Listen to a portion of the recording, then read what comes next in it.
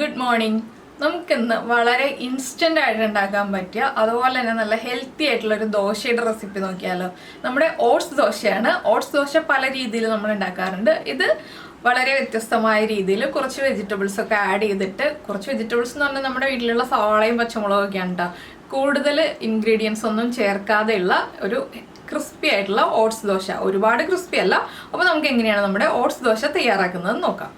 നമുക്ക് നമ്മുടെ ഇൻഗ്രീഡിയൻസ് നോക്കാം. ഞാനിപ്പോൾ 1 കപ്പ് ഓട്സ് എടുത്തിട്ടുണ്ട്, 1 കപ്പ് അരിപ്പൊടി, ഇടിയപ്പത്തിൻ്റെ അല്ലെങ്കിൽ പത്തിരിയുടെ പാകത്തിൽ പൊടിച്ച അരിപ്പൊടി എടുത്തിട്ടുണ്ട്, 1/4 കപ്പ് റവ എടുത്തിട്ടുണ്ട്. ആദ്യം നമുക്ക് ഈ ഓട്സ് ഒന്ന് റോസ്റ്റ് ചെയ്ത് പൊടിച്ചെടുക്കണം. അതിനുശേഷം ബാക്കിയുള്ള കാര്യങ്ങളൊക്കെ ആഡ് ചെയ്യാം. പിന്നെ നമുക്ക് വേണ്ട കാര്യങ്ങൾ ചേർക്കുമ്പോൾ പറയാട്ടോ എന്തൊക്കെയാണെന്നുള്ളത്. അപ്പോൾ നമുക്ക് ആദ്യം ഓട്സ് ഒന്ന് റോസ്റ്റ് ചെയ്തെടുക്കാം, ഡ്രൈ റോസ്റ്റ് ചെയ്തെടുക്കണം. അപ്പോൾ നമ്മൾ ഒരു പാൻ വെച്ചിട്ട് പാനിലേക്ക് ഓട്സ് ഇട്ട് കൊടുത്തിട്ടുണ്ട്. ഓട്സിൽ നന്നായിട്ട് ചൂടായി കരിയാതെ ഇളക്കി കൊടുത്തുകൊണ്ടിരിക്കുക കേട്ടോ. നന്നായിട്ട് ചൂടായി വരണം. ഒരു എന്താ പറയുക, നമ്മളിങ്ങനെ ഓട്സ് കയ്യിലെടുത്തിട്ട് പൊടിക്കുമ്പോൾ ആ പൊടിഞ്ഞ് വരുന്ന പാകത്തിൽ ഇളക്കി കൊടുത്ത് റോസ്റ്റ് ചെയ്തെടുക്കുക. അത്രയും സമയം ഇളക്കി കൊടുത്തെടുക്കുക. അപ്പോൾ നല്ലൊരു മണം വരും ഓട്സ് റോസ്റ്റായി വരുമ്പോൾ. അത്രയും സമയം ഇളക്കി കൊടുക്കണം. ഒരു 1-1.5-2 മിനിറ്റോളം ഇളക്കി കൊടുക്കുക, ലോ ഫ്ലെയിമിൽ വെച്ചിട്ട്. ഹൈ ഫ്ലെയിമിൽ വെക്കരുത്. അപ്പോൾ ഓട്സ് ഞാൻ ആദ്യം റോസ്റ്റ് ചെയ്തെടുക്കട്ടെ. അപ്പോൾ ഓട്സ് കുക്കായിട്ട് നല്ലൊരു മണവും വരുന്നുണ്ട്. നമ്മൾ ഇതുപോലെ എടുത്ത് പൊടിച്ചിട്ടുണ്ടെങ്കിൽ ഇങ്ങനെ പൊടിഞ്ഞും വരുന്നുണ്ട്. ഇത് മതി. ഇത്രയാകുമ്പോൾ നമുക്ക് ഫ്ലെയിം ഓഫ് ചെയ്തിട്ട് വേറൊരു പാത്രത്തിലേക്ക് മാറ്റാം. ഇനി ഇത് ചൂട് മാറിക്കഴിയുമ്പോൾ നല്ല ഫൈൻ പൗഡറായിട്ട് പൊടിച്ചെടുക്കണം. നമ്മളിപ്പോൾ മിക്സിയുടെ ചെറിയ ജാർ എടുത്തിട്ടുണ്ട്. ഇതിലേക്ക് നമ്മൾ ഡ്രൈ റോസ്റ്റ് ചെയ്ത് വെച്ചിരിക്കുന്ന ഓട്സ് ചേർത്ത് കൊടുക്കുക. നല്ല ഫൈൻ പൗഡറായിട്ട് പൊടിച്ചെടുക്കുക കേട്ടോ. അരിപ്പൊടിയൊക്കെ പൊടിച്ചെടുക്കുന്ന പോലെ തന്നെ നന്നായിട്ട് പൊടിച്ചെടുക്കുക. ഇനിയിപ്പോൾ ഞാനിത് പൊടിച്ചെടുത്തിട്ട് വരട്ടെ. ഇപ്പോൾ നമ്മൾ നമ്മുടെ ഓട്സ് ഇതുപോലെ നല്ല ഫൈൻ പൗഡറായിട്ട് പൊടിച്ചെടുത്തിട്ടുണ്ട്. ഇതിലേക്ക് നമ്മളിനി ആഡ് ചെയ്യാൻ പോകുന്നത് ആദ്യം തന്നെ ഉപ്പാണ്. ആവശ്യത്തിന് ഉപ്പ് ചേർക്കുക. ഉപ്പ് നമുക്ക് ഇടയ്ക്കാണെങ്കിലും ചേർത്ത് കൊടുക്കാം. പിന്നെ നമുക്ക് ചേർക്കേണ്ടത് നല്ല ജീരകം ഉണ്ടല്ലോ, നമ്മുടെ ക്യുമിൻ സീഡ്സ്, ഒരു 1/4 ടീസ്പൂൺ നല്ല ജീരകം. 1/4 ടീസ്പൂൺ മതി കേട്ടോ. പിന്നെ ക്യുമിൻ സീഡ്സിൻ്റെ ടേസ്റ്റ് നിങ്ങൾക്ക് കൂടുതൽ താല്പര്യമുണ്ടെങ്കിൽ കൂടുതൽ ചേർക്കാം. പിന്നെ നമ്മൾ എടുത്തിരിക്കുന്നത് നമ്മുടെ റവ. ഞാൻ റോസ്റ്റഡ് റവയാണ് എടുത്തിരിക്കുന്നത്. റോസ്റ്റഡ് റവയോ റോസ്റ്റ് ചെയ്യാത്ത റവയോ എടുക്കാം കേട്ടോ, അത് ഏതായാലും കുഴപ്പമില്ല. പിന്നെ നമ്മുടെ അരിപ്പൊടി. പിന്നെയാണ് നമ്മൾ നേരത്തെ പറയാത്ത ഇൻഗ്രീഡിയൻസ്. ഒരു സവോളയുടെ, ചെറിയ സവോളയുടെ 1/4 ഭാഗം ചെറുതായിട്ട് ചോപ്പ് ചെയ്തത്. ഈ ഒരു സവോളയുടെ അളവ് നിങ്ങൾക്ക് കൂട്ടണമെങ്കിൽ കൂട്ടാം കേട്ടോ. അതിൻ്റെ അളവിൽ വ്യത്യാസം വരുത്തുന്നതിൽ കുഴപ്പമില്ല. പിന്നെ എടുത്തിരിക്കുന്നത് ഒരു പച്ചമുളക് ചെറുതായിട്ട് ചോപ്പ് ചെയ്തത്, 2 തണ്ട് കറിവേപ്പില ചോപ്പ് ചെയ്തത്, കുറച്ച് മല്ലിയില, 1 ടീസ്പൂൺ മല്ലിയില. മല്ലിയിലയുടെ ഫ്ലേവർ താല്പര്യമില്ലെങ്കിൽ ഒഴിവാക്കാം. ഇതെല്ലാം ചേർത്തൊന്ന് മിക്സ് ചെയ്യാം. അപ്പോൾ ഈ റവ വ്യത്യാസം വരുമ്പോൾ റോസ്റ്റഡ് റവയാണെങ്കിൽ ഒരു 4.5 കപ്പ് വെള്ളം നമ്മൾ ചേർക്കേണ്ടി വരും.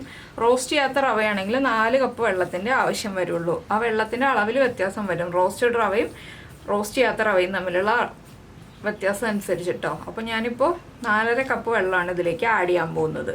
ഇപ്പോൾ 3 കപ്പ് വെള്ളം എടുത്ത് വെച്ചിട്ടുണ്ട്. ഇനി നമുക്ക് 1.5 കപ്പ് വെള്ളവും കൂടി ചേർക്കാം. അപ്പോൾ നമുക്ക് ആദ്യം ഇത് കട്ടയില്ലാതെ കലക്കിയെടുക്കണം. ഒരു വിസ്ക് യൂസ് ചെയ്തിട്ട് നമുക്ക് കട്ടയില്ലാതെ കലക്കിയെടുക്കാം. അപ്പോൾ കുറച്ച് ലൂസായിട്ട് തന്നെ കലക്കിയെടുക്കണം, അപ്പോഴേ കറക്റ്റ് ആവുള്ളൂ കേട്ടോ. ഞാനിത് നന്നായിട്ടൊന്ന് കട്ടയില്ലാതെ കലക്കിയെടുക്കട്ടെ. ഇപ്പോൾ നമ്മളിതാ നമ്മുടെ ദോശയുടെ ബാറ്ററിൻ്റെ മിക്സ് ഇതുപോലെ നല്ല ലൂസായിട്ട് കലക്കിയെടുത്തിട്ടുണ്ട്. ഒട്ടും തന്നെ കട്ടകളില്ല. അപ്പോൾ ഇനി നമുക്ക് ദോശ ഉണ്ടാക്കാൻ തുടങ്ങാം. കുറച്ച് കുഴിവുള്ള ഒരു പാൻ വെക്കാം, അല്ലെങ്കിൽ നമ്മുടെ ചപ്പാത്തി പാൻ വെക്കാം. ഇനി ഇത് റെസ്റ്റ് ചെയ്യാൻ വെക്കേണ്ട ആവശ്യമൊന്നുമില്ല കേട്ടോ. നമുക്ക് മാവ് മിക്സ് ചെയ്തിട്ട് ഉടനെ തന്നെ ദോശ ഉണ്ടാക്കാം. ഇനി നമുക്ക് ആവശ്യമുള്ളത് ഒരു സ്റ്റീൽ ഗ്ലാസ് ആണ്. അപ്പോൾ നമ്മുടെ പാൻ നന്നായിട്ട് ചൂടായിട്ടുണ്ട്. ചെറിയ ബർണറിൽ വെച്ചിട്ട് ഹൈ ഫ്ലെയിമിലാണ് ഞാൻ വെച്ചിരിക്കുന്നത്. നന്നായിട്ട് പാൻ ചൂടായതിന് ശേഷം നമ്മളൊരു ഗ്ലാസ്സിൽ നമ്മുടെ ദോശമാവ് നന്നായിട്ടൊന്ന് ഇളക്കി മറിച്ചെടുക്കുക. അതിനുശേഷം ഇങ്ങനെ ഒഴിച്ചു കൊടുക്കുക. ഗ്യാപ്പുള്ള സ്ഥലം ഫില്ല് ചെയ്ത് കൊടുക്കുക.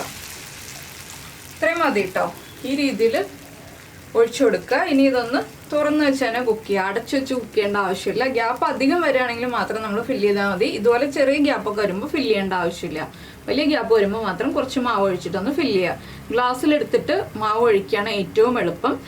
അടുത്ത പ്രാവശ്യം നമ്മൾ ദോശമാവ് ഒഴിക്കുമ്പോഴും ഗ്ലാസ് വെച്ചിട്ട് വീണ്ടും 1-2 പ്രാവശ്യം ഇളക്കി എടുത്തിട്ട് തന്നെ ദോശമാവ് ഒഴിക്കുക കേട്ടോ. ഓരോ പ്രാവശ്യം നമ്മൾ ദോശമാവ് ഒഴിക്കുമ്പോഴും പാനിൻ്റെ ചൂട് കറക്റ്റ് ആയിരിക്കണം. അതുപോലെ തന്നെ നമ്മുടെ ദോശമാവ് ഇളക്കി എടുത്തിട്ട് വേണം ദോശമാവ് ഒഴിക്കാനായിട്ട്, അല്ലെങ്കിൽ കറക്റ്റ് ആവില്ല. ഇനി ഇതിപ്പോൾ ഒന്ന് മൊരിഞ്ഞ് വരട്ടെ. നമ്മുടെ ഓട്സ് ദോശ സൈഡിൽ നിന്നൊക്കെ ഇത് കണ്ടോ, ഇതുപോലെ വിട്ട് വന്ന് തുടങ്ങുന്നുണ്ട്. ഈ ഒരു പാകമാവുമ്പോൾ നമുക്ക് പതുക്കെ പാനിൽ നിന്ന് എടുത്ത് മാറ്റാം. ഇതാണ് നമ്മുടെ ദോശയുടെ പാകം. അപ്പോൾ ഈ ഒരു സമയമാകുമ്പോൾ നമ്മൾ ദോശ പതുക്കെ എടുത്ത് മാറ്റാം. അപ്പോൾ ഫസ്റ്റ് ദോശ റെഡിയായി. ഇനി നമ്മൾ വീണ്ടും പാൻ ചൂടാവാനുള്ള ഒരു ടൈം കൊടുക്കുക. വീണ്ടും ആദ്യം ചെയ്തതുപോലെ തന്നെ നമ്മൾ ദോശമാവ് ഒഴിച്ചു കൊടുക്കുക. ഗ്യാപ്പുള്ള ഭാഗം ഫില്ല് ചെയ്ത് കൊടുക്കുക. ഇതുപോലെ തന്നെ നമുക്ക് എല്ലാ ദോശയും ഉണ്ടാക്കിയെടുക്കാം. അപ്പോൾ നമ്മുടെ ഓട്സ് ദോശയൊക്കെ റെഡി ആയിട്ടുണ്ട്. നിങ്ങൾ ഇതുപോലെ ഓട്സ് ദോശ ഉണ്ടാക്കി നോക്കിയിട്ടില്ലെങ്കിൽ ഉറപ്പായിട്ടും ട്രൈ ചെയ്ത് നോക്കൂ. ചൂടോടുകൂടി കഴിക്കാം കേട്ടോ. ചൂട് മാറിയിട്ട് കഴിക്കുന്നതിനേക്കാൾ ടേസ്റ്റ് ചൂടോടുകൂടി കഴിക്കുകയാണ്. പിന്നെ പലതരത്തിലുള്ള ചട്നിയുടെ കൂടെ കഴിക്കുന്നതാണ് ടേസ്റ്റ്. സാമ്പാറിൻ്റെ കൂടെ കഴിക്കുന്നതിനേക്കാൾ ടേസ്റ്റ് ചട്നിയുടെ കൂടെ കഴിക്കുമ്പോഴാണ്. അപ്പോൾ എല്ലാവരും ട്രൈ ചെയ്ത് നോക്കിയിട്ട് നിങ്ങളുടെ ഫീഡ്ബാക്ക് നമ്മുടെ വീഡിയോയുടെ താഴെ ഒന്ന് കമൻറ്റ് ചെയ്യാം കേട്ടോ. അതുപോലെ തന്നെ ഇഷ്ടപ്പെട്ട റെസിപ്പി ആണെങ്കിൽ ഒന്ന് ലൈക്ക് ചെയ്യാനും കൂടെ മറന്നുപോലെ. പിന്നെ നമ്മുടെ ചാനൽ ആദ്യമായിട്ട് കാണുകയാണെങ്കിൽ നമ്മുടെ വീഡിയോ പ്രസൻറ്റ് ചെയ്യുന്ന രീതിയൊക്കെ ഇഷ്ടമായി എന്നുണ്ടെങ്കിൽ നമ്മുടെ ചാനൽ ഒന്ന് സബ്സ്ക്രൈബ് ചെയ്ത് സപ്പോർട്ട് ചെയ്യണേ. അപ്പോൾ നമുക്ക് നമ്മുടെ അടുത്തൊരു റെസിപ്പിയുമായിട്ട് അടുത്ത ദിവസം വീണ്ടും കാണാം.